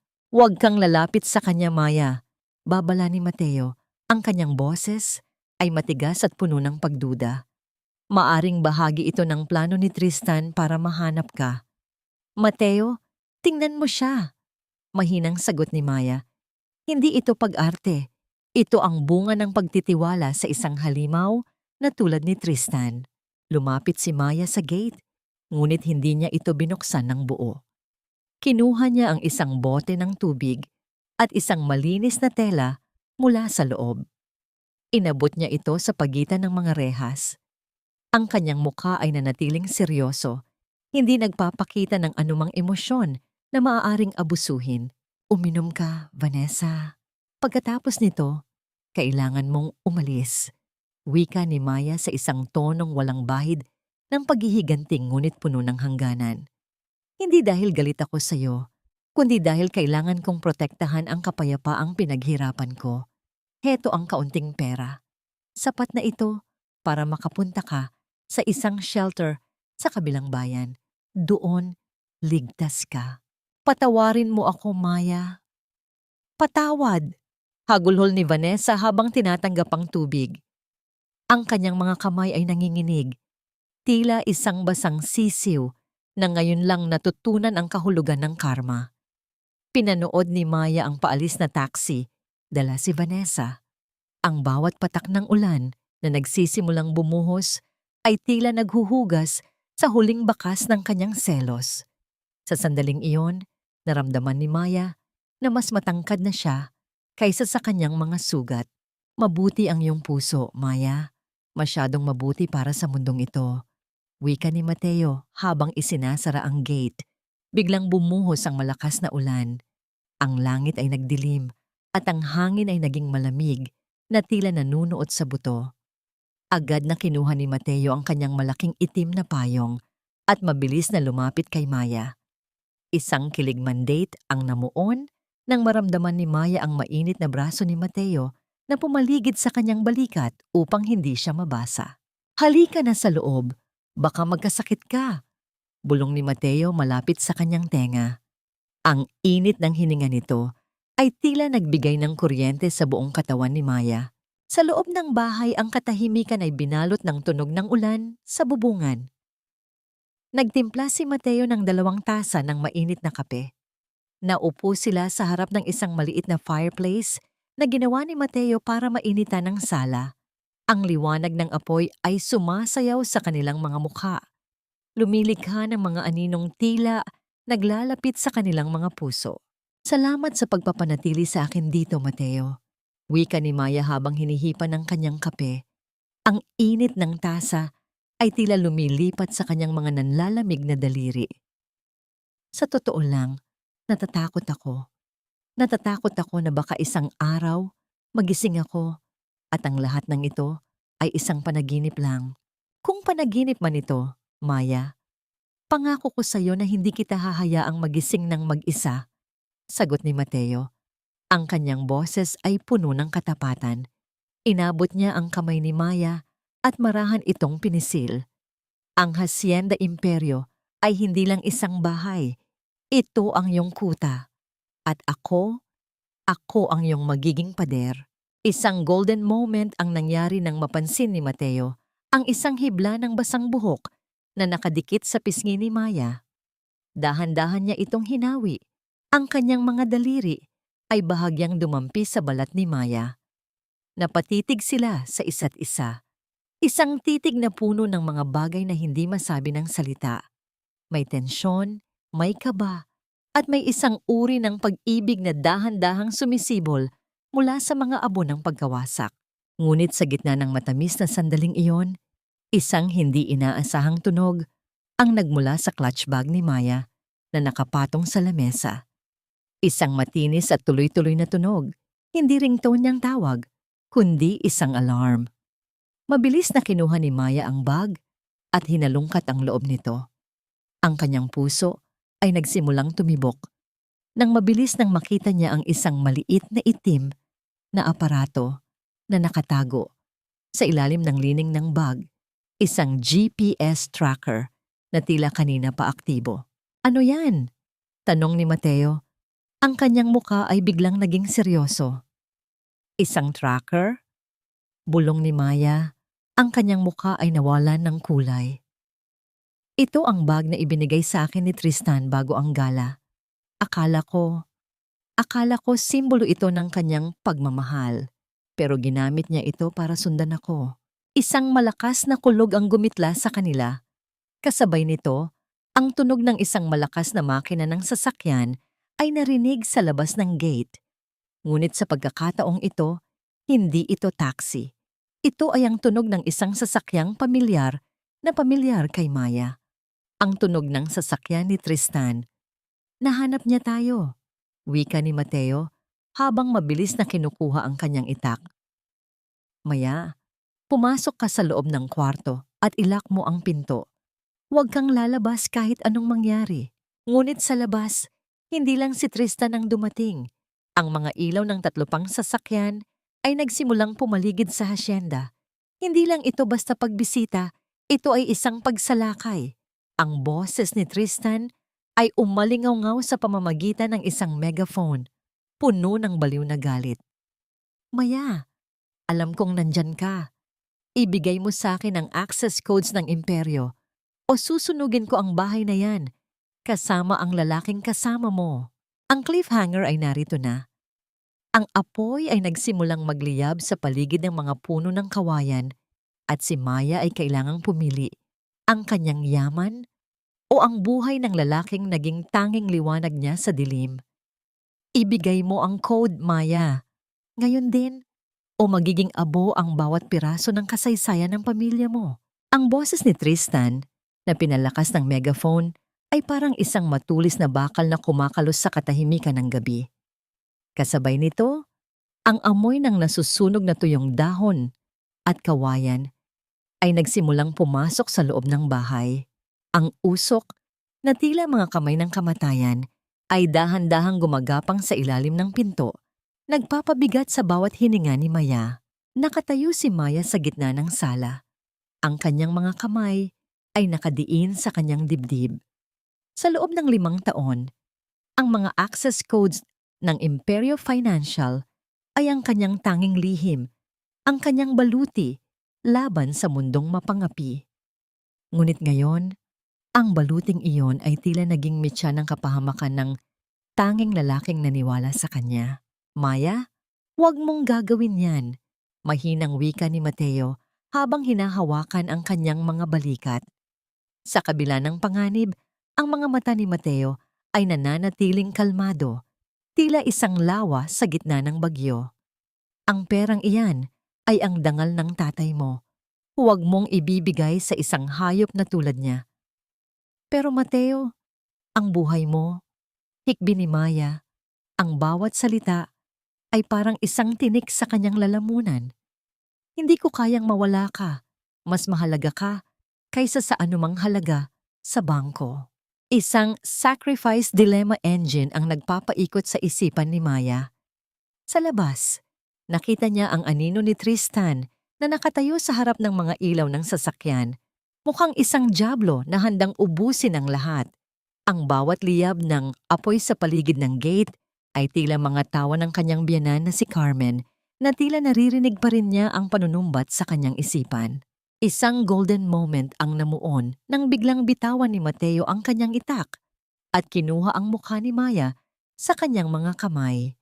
Sa gitna ng usok at init, naramdaman ni Maya ang isang uri ng katahimikan na hindi niya kailanman naramdaman kay Tristan. Makinig ka sa akin, Maya, bulong ni Mateo. Ang Hacienda Imperyo ay hindi basta-basta susuko sa apoy. Ang tatay mo, nag-iwan siya ng paraan para protektahan ang lugar na ito. May lumang water pump sa likod na konektado sa sapa. Kailangan ko lang makalabas para buksan yon. Manatili ka rito. Magtiwala ka sa akin. Huwag, Mateo, babarilin ka nila. Sigaw ni Maya. Ngunit mabilis na hinalikan ni Mateo ang kanyang noo bago ito tumakbo patungo sa likurang pinto. Naiwang mag-isa si Maya sa gitna ng umuusok na sala. Ang bawat segundo ay tila 1 taon. Ang tunog ng paglamas ng apoy sa tuyong kahoy ay tila isang babala na nauubos na ang oras. Sa kanyang desperasyon, lumapit si Maya sa bintana at binuksan ito ng bahagya. Tristan, itigil mo ito! Hiyaw ni Maya sa labas. Nasa akin ang codes, pero hindi ko ibibigay sa iyo hanggat hindi mo pinapaalis ang mga tauhan mo. Wala ka sa posisyon para mag-utos, Maya. Sagot ni Tristan. Ang kanyang mukha ay puno ng baliw ng ngiti sa ilalim ng liwanag ng apoy. Ibigay mo ang code ngayon o papanoorin mong maging abo ang lalaking yan sa likod ng bahay. Naramdaman ni Maya ang pagtigil ng tibok ng kanyang puso. Alam ni Tristan ang balak ni Mateo. Lumingon si Maya at nakita ang dalawa sa mga tauhan ni Tristan na dahan-dahang gumagapang patungo sa likod, bit-bit ang mga baril na tila mga anino sa dilim. Sa sandaling iyon, ang takot ni Maya ay napalitan ng isang matinding determinasyon. Naalala niya ang sinabi ng kanyang ama. Ang tunay na kapangyarihan ay hindi nasa pera, kundi nasa kakayahan mong manatiling matatag kapag ang lahat ay nanginginig na. Kinuha ni Maya ang satellite phone mula sa kanyang bag. Hindi niya tatawagan ang mga abogado. Hindi niya tatawagan ang mga bodyguard. Sa halip, tinawagan niya ang isang lumang contact na itinalaga ng kanyang ama para sa mga ganitong sitwasyon, ang lokal na barangay at ang fire volunteer group na matagal nang pinupunduhan ng Hacienda Imperyo ng palihim. Dito sa Hacienda Imperyo, may sunog at may mga armadong lalaki. Wika ni Maya sa telepono, ang kanyang boses ay malamig at puno ng awtoridad. Ngayon na. Pagkababa ng telepono, humarap muli si Maya sa bintana. Ang kanyang mga mata ay nanlilisik na sa galit. Tristan, gusto mo ng code? Heto ang unang bahagi. Sigaw ni Maya. Pinindot niya ang isang remote control na nakatago sa ilalim ng lumang lamesa ng kanyang ama. Isang control na para sa mga sprinkler system sa paligid ng bahay na matagal nang inaalagaan ni Mateo ng palihim. Sa isang iglap, isang malakas na bugso ng tubig ang bumulusok mula sa bawat sulok ng bubungan at sa paligid ng hardin. Ang tunog ng tubig na tumatama sa apoy ay lumikha ng isang makapal na hamog. Ang mga tauhan ni Tristan ay nagulat at nabasa. Ang kanilang mga paningin ay naging malabo sa gitna ng usok at tubig. Sa gitna ng kaguluhan, nakita ni Maya si Mateo na nagawang makalapit sa pump at buksan ang pangunahing daloy. Ang apoy sa gate ay nagsimulang mamatay, ngunit ang galit ni Tristan ay lalong nagliyab. Akala mo ba matatalo mo ako sa ganitong laro? Sigaw ni Tristan habang binubuksan ang pinto ng kanyang sasakyan para kumuha ng isang canister ng gasolina. Susunugin ko ang bawat puno rito. Ngunit bago pa man makahakbang si Tristan, ang tunog ng mga sirena ay nagsimulang umalingaw-ngaw mula sa malayo. Ang mga ilaw ng mga bombero at ng mga lokal na tanod ay nagsimulang sumilip sa kalsada. Ang mga tauhan ni Tristan na nakaramdam ng panganib ay nagsimulang magpulasan. Tristan, tumakas na tayo. Darating na ang mga pulis. Sigaw ng isa sa kanyang mga tauhan. Ngunit si Tristan ay tila nawala na sa katinuan. Tumakbo siya patungo sa pintuan ng bahay, bit-bit ang canister. Akin ang imperyo. Akin ang lahat. Eksaktong pagbukas ni Tristan ng pinto, sinalubong siya ni Maya. Hindi siya tumakbo. Hindi siya nagtago. Nakatayo siya ng tuwid, hawak ang isang mabigat na plorera na gawa sa tanso, isang alaala ng kanyang ina. Isang malakas na paghampas ang yumanig sa hangin nang tumama ang plorera sa balikat ni Tristan, dahilan upang mabitawan nito ang canister. Bago pa man makabawi si Tristan, naroon na si Mateo, mabilis na binalibag ang lalaki sa basa at maputik na lupa. Ang mga pulis ay pumasok na sa gate, ang kislap ng kanilang mga flashlight ay tumatama sa mukha ni Tristan na ngayon ay nakasubsob sa putik. Ang kanyang marangyang suot ay tila basahan na ngayon at ang kanyang mukha ay puno ng takot at kahihiyan. Tristan Valderrama, you are under arrest for arson, trespassing, and attempted murder. Wika ng isang opisyal habang nilalagyan siya ng piring. Tumingin si Maya kay Tristan, walang bakas ng awa sa kanyang mga mata. Sabi ko sa iyo, Tristan, ang bawat kasinungalingan ay may katapusan, at ang sayo, dito nagtatapos sa putikan ng Hacienda Imperyo. Habang dinadala si Tristan palayo, ang ulan ay unti-unting tumitila. Ang usok ay napalitan ng sariwang amoy ng basang lupa. Lumapit si Mateo kay Maya. Ang kanyang mukha ay puno ng uling at dumi, ngunit ang kanyang mga mata ay puno ng paghanga.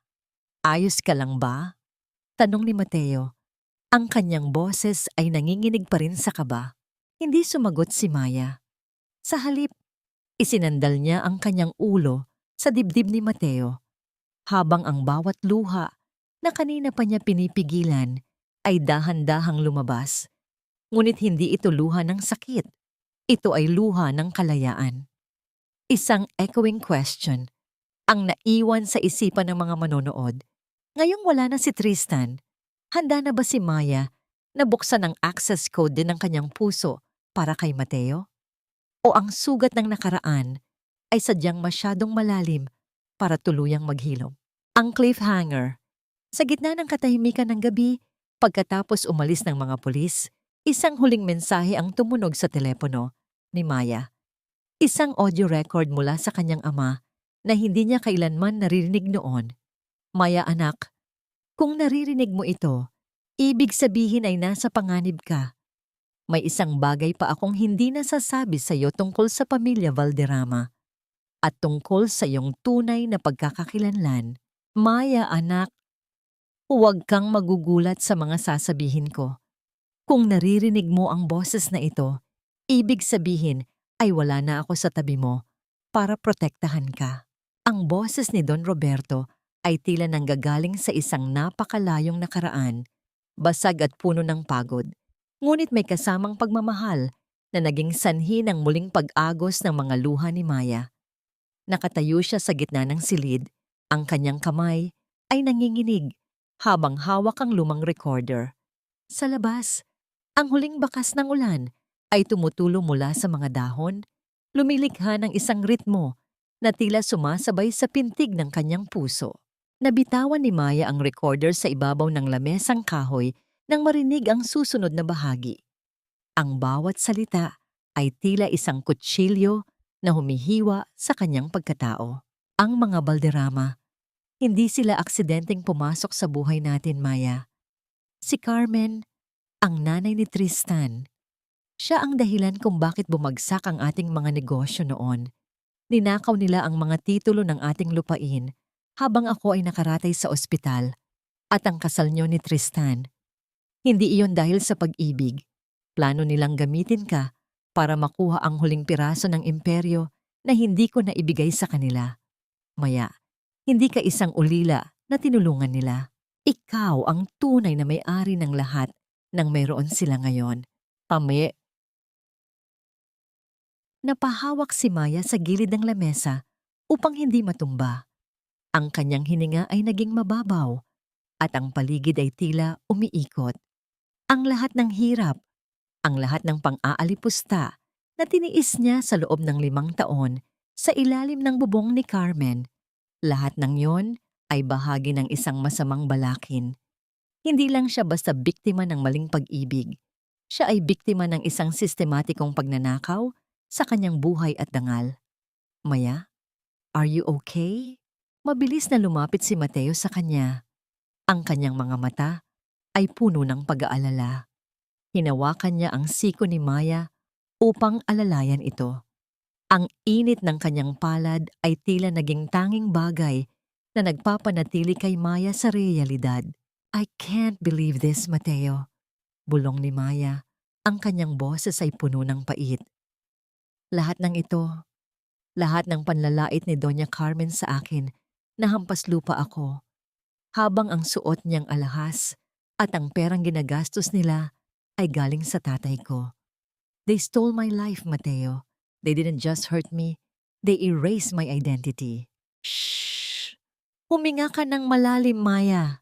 Wika ni Mateo habang dahan-dahang iginigiya si Maya sa sofa.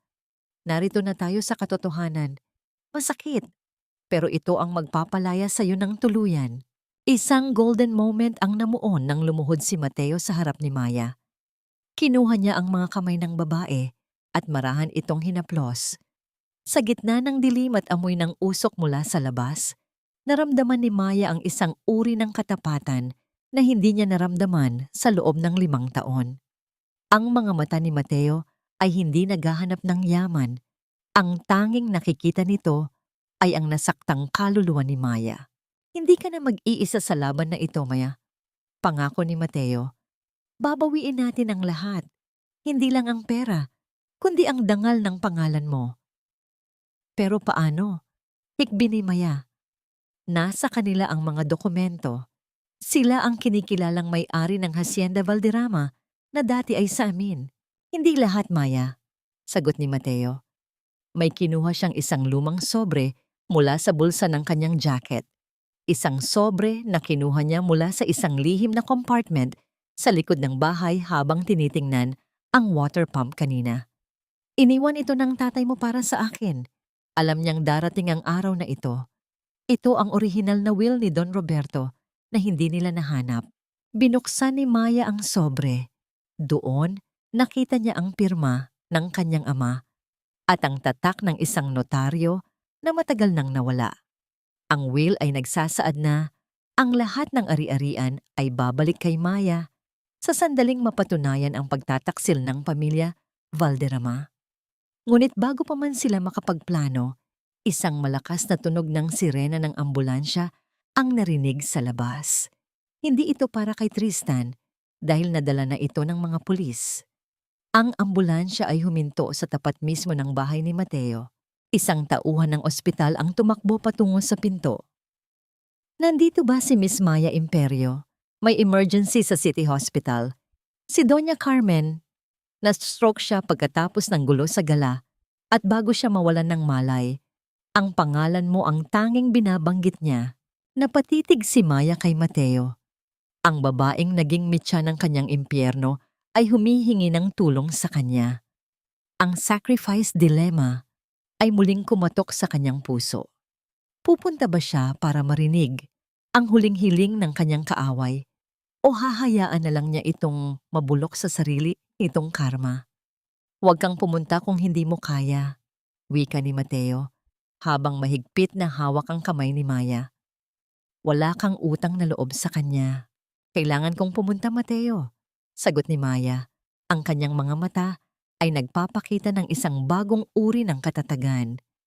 Hindi dahil sa awa, kundi dahil gusto kong makita niya ang mukha ng babaeng ninakawan niya habang unti-unting nawawala ang lahat sa kanya. I want her to know that the hampas lupa is now the queen of her destiny. Isang high-stakes na cliffhanger ang nabuo nang makarating sila sa ospital. Sa loob ng ICU, nakita ni Maya si Carmen na puno ng mga tubo, tila isang lantang gulay. Ngunit sa tabi ng kama nito, may nakatayo pang isang tao. Isang lalaking nakasuot, may hawak na attaché case at malamig na nakatingin kay Maya.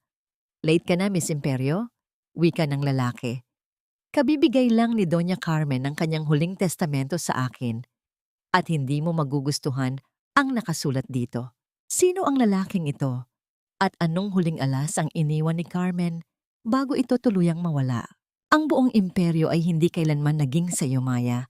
Isang malaking pagkakamali ang akalain mong ikaw ang reyna ng laro na ito. Ang boses ng abogado ay malamig at walang bahid ng emosyon. Tila isang makinang naglalabas ng mga balitang kamatayan sa gitna ng malamig na pasilyo ng ospital. Ang bawat salita ay tumama sa pandinig ni Maya na parang mga butil ng yelo na nagpapamanhid sa kanyang buong pagkatao. Sa loob ng silid, ang tunog ng heart monitor na naglalabas ng pantay na ritmo mo ay ang tanging nagpapaalala sa kanila na buhay pa si Doña Carmen.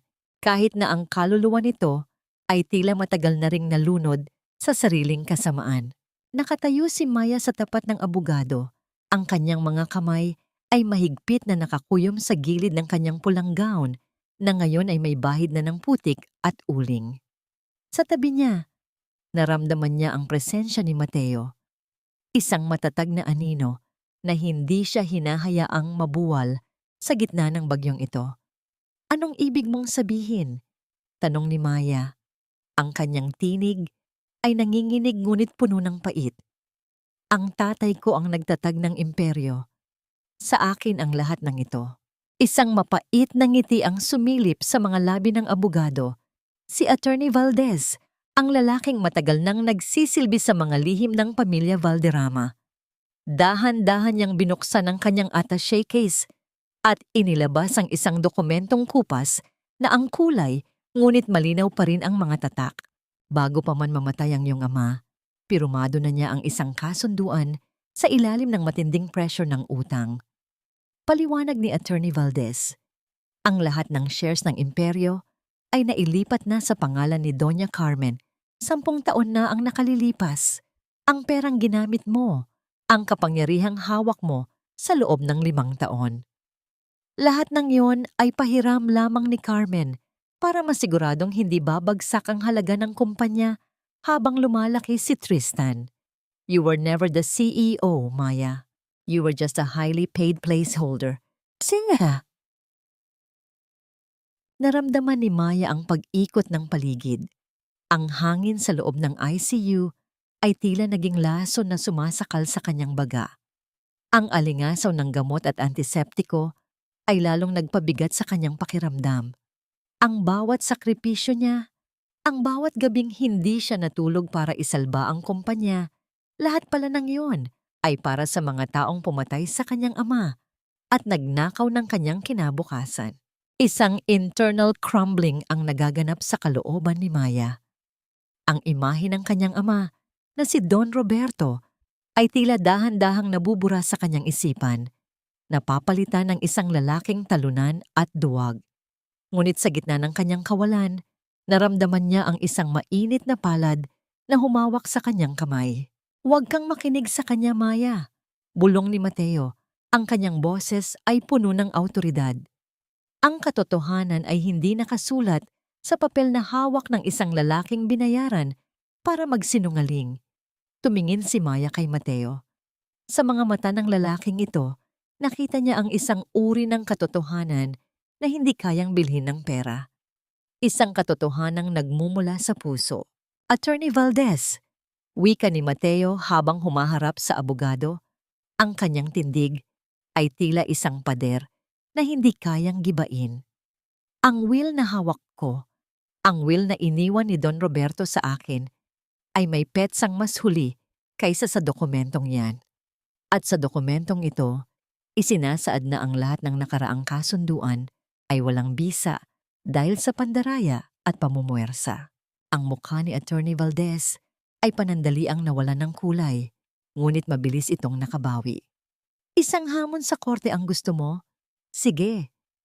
Pero tandaan nyo, habang tumatagal ang kaso, ang lahat ng assets ng imperyo ay mananatiling frozen.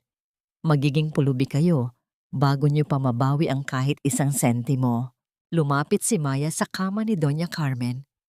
Tiningnan niya ang matandang babae na tila isang tuyong dahon na anumang sandali ay tatangayin ng hangin. Ang mukha ni Carmen, na dati ay puno ng yabang, ay tila isang maskara na lamang ng sakit. "Doña Carmen," bulong ni Maya malapit sa tenga nito. "Naririnig mo ba ako? Ang lahat ng pagnanakaw mo, ang lahat ng pananakit mo sa akin, natapos na. Kahit makuha niyo pa ang bawat sentimo ng imperyo, hindi niyo makukuha ang kalayaan ko. At si Tristan, ang anak mong pinakamamahal, ngayon ay nasa putika na, kung saan mo siya pinalaki." Isang mahinang tunog ang lumabas mula sa bibig ni Carmen, tila isang pagsusumamo o marahil ay isang huling sumpa. Ang kanyang mga daliri ay bahagyang kumurap. Tila gustong abutin ang leeg ni Maya, ngunit wala na itong lakas. Isang golden moment ang nangyari nang dahan-dahang hinubad ni Maya ang kanyang mamahaling relo, ang relong regalo ni Tristan noong nakanilang anibersaryo, at inilapag ito sa lamesita sa tabi ni Carmen. "Hindi ko kailangan ng anumang galing sa inyo," wika ni Maya. "Mula sa gabing ito, ang pangalang Valderrama ay isang mantsa na huhugasan ko sa aking pagkatao." Lumabas sila ni Mateo sa ospital. Ang malamig na hangin ng madaling araw ay tila isang binyag para kay Maya. Habang naglalakad sila patungo sa sasakyan, tumigil si Maya at tumingin sa langit. Ang mga bituin ay dahan-dahang naglalaho para bigyang daan ng bukang liwayway.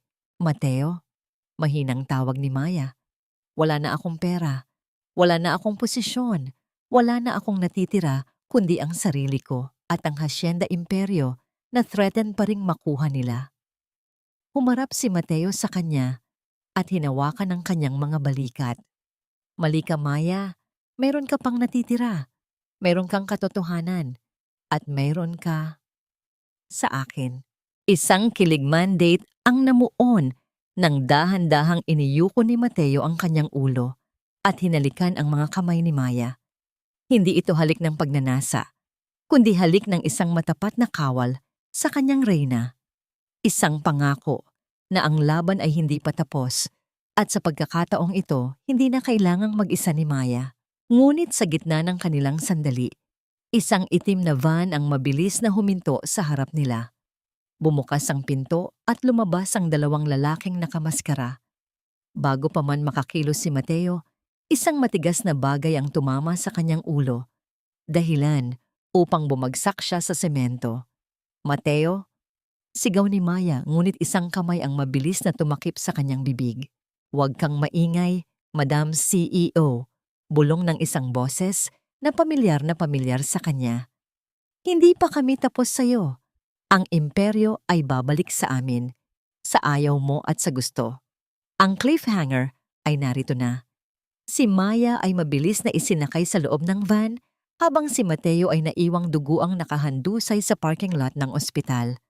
Ang mga ilaw ng sasakyan ay mabilis na naglaho sa dilim. Dala ang huling pag-asa ni Maya. Sino ang nag-utos ng pagdukot na ito? Si Tristan ba na nakatakas sa kulungan? O may mas malaki pang kalaban na nagtatago sa likod ng mga anino ng imperyo? Akala mo ba ganoon na lang kadaling talunin ang isang balderrama? Ang boses ni Tristan ay parang kalawang na kumaskas sa pandinig ni Maya habang dahan-dahan niyang iminumulat ang kanyang mga mata. Ang paligid ay madilim, malamig, at may matapang na amoy ng alikabok at bulok na kahoy. Nararamdaman niya ang magaspang na lubid na nakatali sa kanyang mga pulso, humihigpit sa bawat galaw niya. Ang kanyang pulang gown, na simbolo ng kanyang tagumpay sa ballroom, ay punit-punit na ngayon at puno ng dumi ng semento. Nasa isang lumang bodega sila sa labas ng lungsod. Ang tanging liwanag ay nagmumula sa isang bumbilya na nakabitin sa kisame, na dahan-dahang umiindayog at lumilikha ng mga aninong tila mga halimaw na sumasayaw sa pader. Tristan, itigil mo na ito, mahinang wika ni Maya. Ang kanyang lalamunan ay tuyong-tuyo at ang bawat salita ay parang buhangin na bumabara sa kanyang paghinga. Wala ka nang makukuha sa akin. Tapos na ang laban. Isang malakas na tawa ang kumawala kay Tristan. Lumapit siya kay Maya. Ang kanyang mukha ay puno ng uling at pawis. Ang kanyang mga mata ay nanlilisik sa isang uri ng baliw na determinasyon. Walang matatapos hanggat hindi ko nababawi ang lahat. Ang imperyo, ang hacienda, at ang dangal na kinuha mo sa amin ni Mama. Isang injustice engine ang muling nagliyab sa dibdib ni Maya.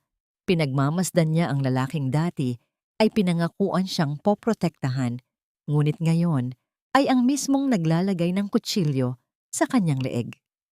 Ang bawat pang-iinsulto na tiniis niya noon ay tila bumabalik bilang isang matalim na paalala ng kanyang kamalian sa pag-ibig. Danggal, wika ni Maya, pilit na itinatayo ang kanyang ulo kahit na nahihilo siya. Kailanman ay wala kayong dangal, Tristan. Ang dangal ay pinaghihirapan, hindi ninanakaw. At ang kumpanyang gusto mo? Isa na lang itong walang lamang balat dahil sa kasakiman nyo. Lumapit si Tristan at hinawakan ng marahas ang panga ni Maya.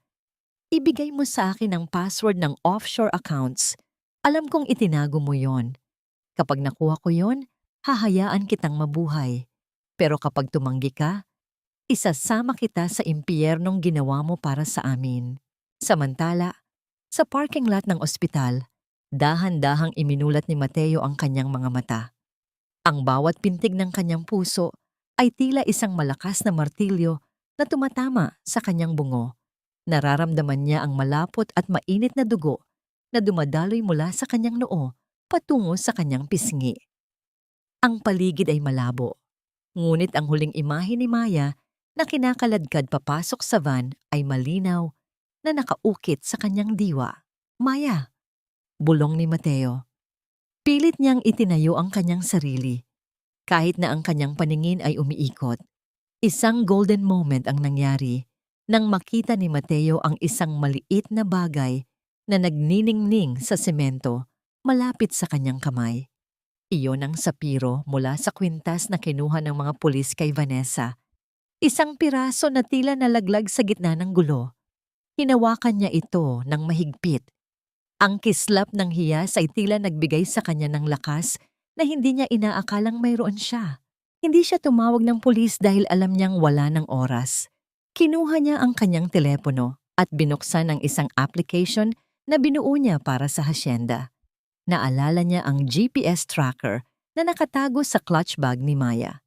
Kahit na itapon yun ni Tristan, ang huling signal ay magbibigay sa kanya ng direksyon.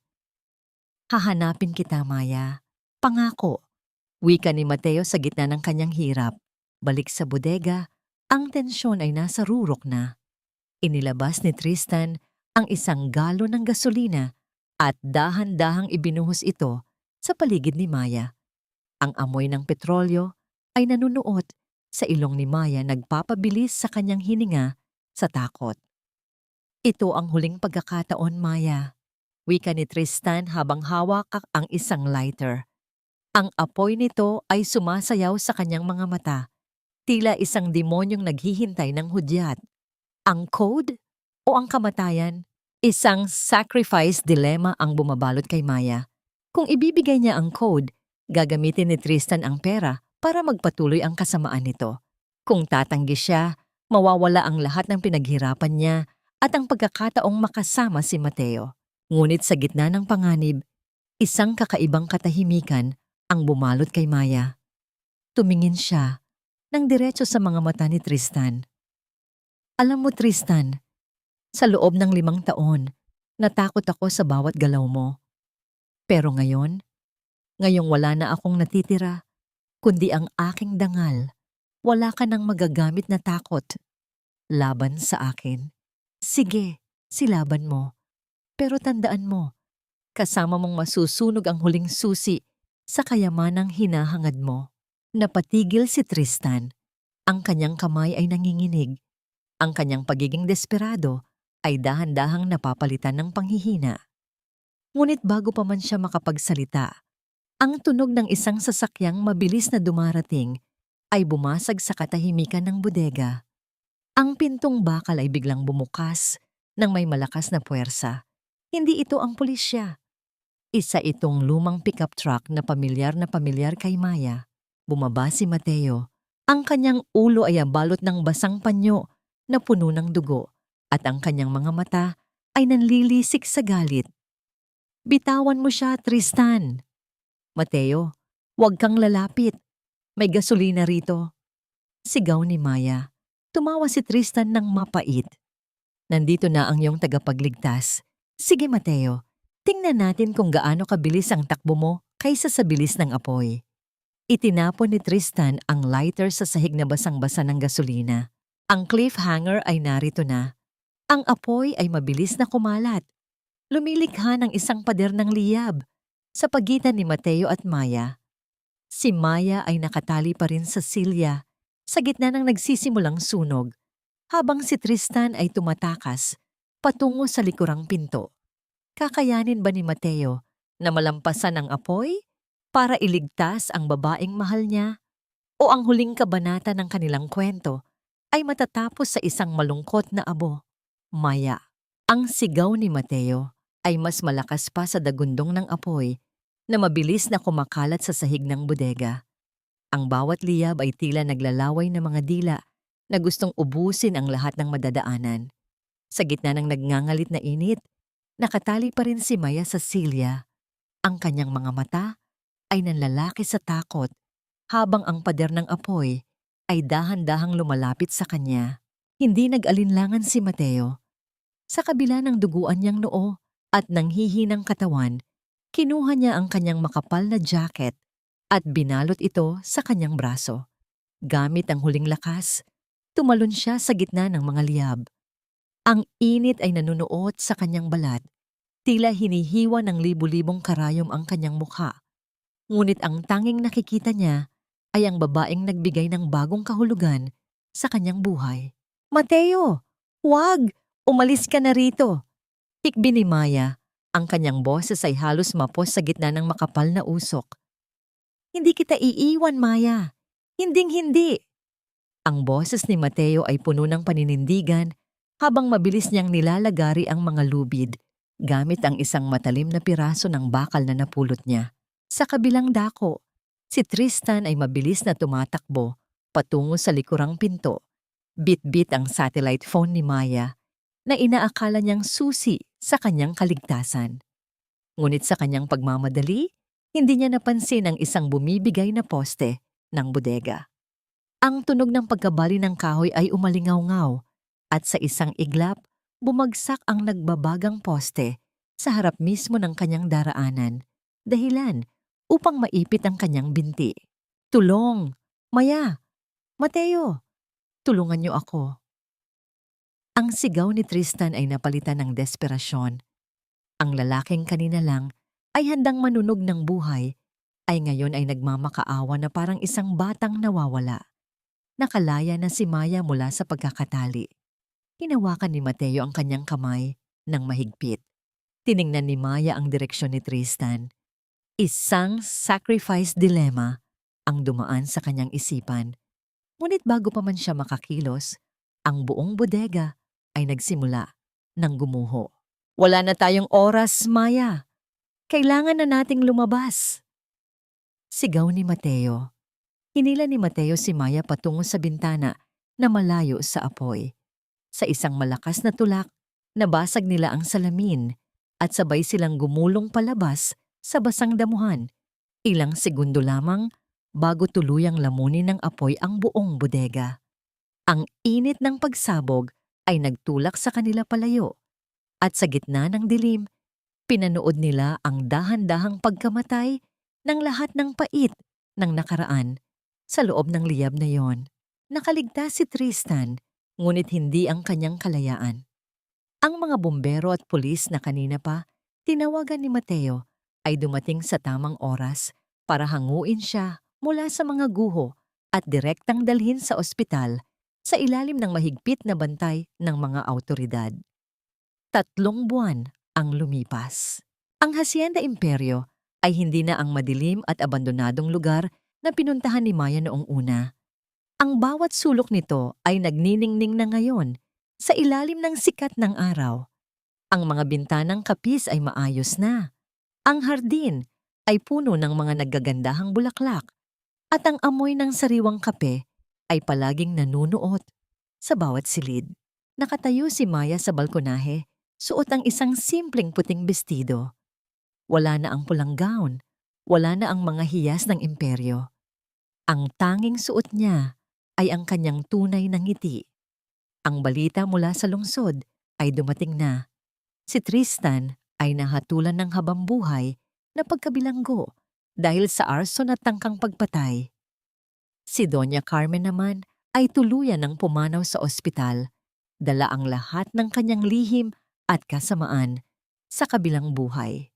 Ang kumpanya, ibinenta na ni Maya ang karamihan ng shares nito para itatag ang isang foundation para sa mga biktima ng domestic abuse. Malalim na naman ang iniisip mo, wika ng isang baritonong boses sa kanyang likuran.